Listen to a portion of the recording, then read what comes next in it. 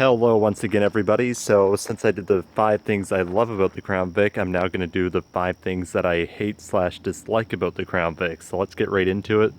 First thing I do not enjoy is the miles per gallon of the car. And obviously it's a V8 and weighs around 4,000 pounds and hasn't been updated for a long time. But realistically speaking, on the highway you're only going to get 21 to 23 mile per gallon with this car. 23 be on a good day, and driving down a road that it's only about 50 to 55 mile per hour. Much above that, you really do drop down to the 21 mile per gallon range on the highway. And city driving, you can really only expect about 15 to 17 mile per gallon city, and on average about 18.5 to 19.5 mile per gallon. So that is definitely my first downfall with the Crown Vic. So like I said, obviously you kind of know what you're buying when you get one of these, but in today's world, 1521 city highway is not something that you want to have, especially when gas prices do go up. Luckily, or I should say due to COVID, that the gas prices have gone down, so it's become more affordable to drive. But generally speaking, that's something to take into consideration if you do want one of these. Number 2 is you look like a cop, and I put this in the detractor for the vehicle, and thankfully you don't look like a cop around here driving one anymore because they haven't driven them in years.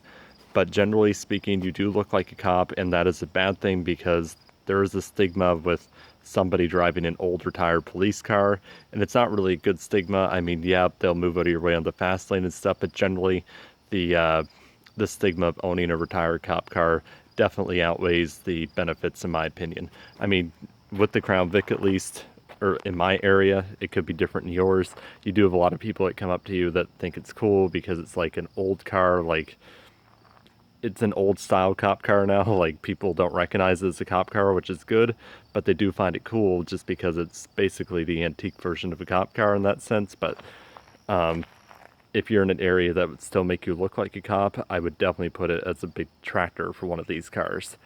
Now, number 3 that we're going to move on to is the radio. If anybody knows anything about the radios of this car, and a Satin one, they are cheap.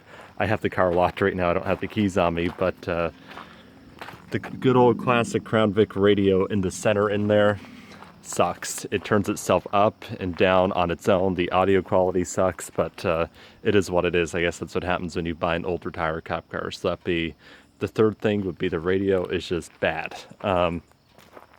Number 4, I'm going to dive into some of the weak spots with the car because these are things that Ford could have easily fixed throughout the years and just ignored, i.e. the blend door actuators like to fail on this car, and it's a pretty hard thing to repair. Definitely going to take about 5 hours of your time. The part's only about $75 to $80, but it will take a while to repair, anywhere from 5 to 7 hours.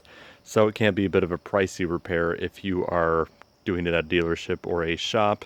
So they like to fail, the little plastic piece inside likes to go, and usually your heat will be stuck on or your cold because it'll be wherever you left it last. The other thing that likes to go on these cars is the intake manifold, around 15 to 16 years old, and or about 120,000 miles is generally the rule of thumb. So when the car does get up there in age, it's not a bad idea to replace it. That can also be a costly repair on these.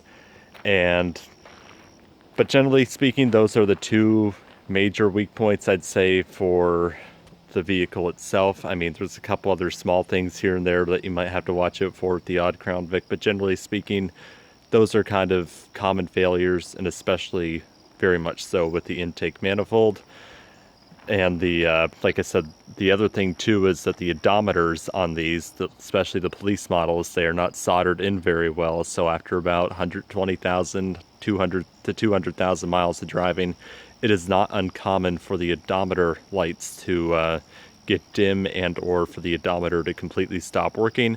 And you have 2 options: order a new odometer from the dealership, which they can transfer over your mileage but not the idle hours. And the other option is to send off your odometer to somebody that knows what they're doing and get it fixed.